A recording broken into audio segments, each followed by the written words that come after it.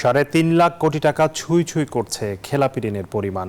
২০২৪ সাল শেষে মোট বিতরণ করা ঋণের ২০% বেশি পরিণত হয়েছে খেলাপিতে।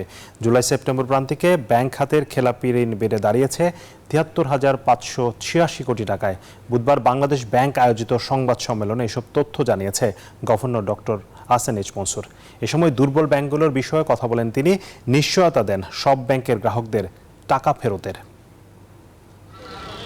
গেল ১.৫ দশকে আওয়ামী লীগ সরকারের আমলে ব্যাপক লুটপাট চলে দেশের ব্যাংকিং খাতে। ক্ষমতার পট পরিবর্তনের পর বেরিয়ে আসে দুর্বল হয়ে পড়া এই খাতের ডজনখানেক প্রতিষ্ঠানের প্রকৃত চিত্র।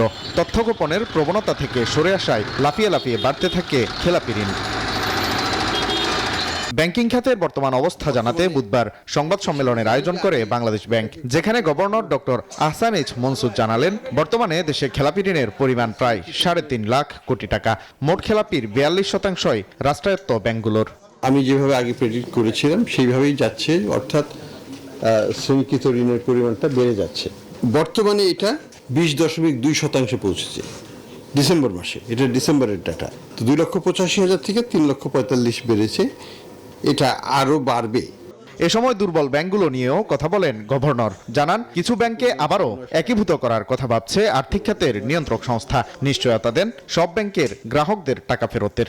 দুর্বল ব্যাংকগুলোকে আমরা একীভূত করার চেষ্টা করব, বিভিন্নভাবে রেজলিউশন করার চেষ্টা করব, যেটা এই ব্যাপারে আইনটাও তৈরি হয়ে গেছে। ডিপোজিটরদের অন্ততপক্ষে ২ লক্ষ টাকা পর্যন্ত এটা আমরা ইমিডিয়েটলি দিতে পারবো, কিন্তু প্রয়োজন হবে না।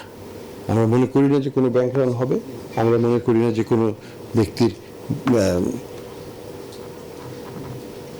মানে ব্যাংকিং খাতে টাকা রেখে টাকা পাবে না, এটা হবে না বাংলাদেশে। এটা আমরা করতে দেব না। কিছুটা দায়বদ্ধতা সরকারই নিচ্ছে এই ক্ষেত্রে। বিদ্যমান আইন সংস্কারের মাধ্যমে ব্যাংক খাত পুনর্গঠন করা হবে বলেও জানান এই খাতের নিয়ন্ত্রক সংস্থার প্রধান। পার্থক্যটাও আমরা জানি যে রাষ্ট্রায়ত্ত মালিকানা। ওয়ালিদ সাকিব, নিউজ 24, ঢাকা।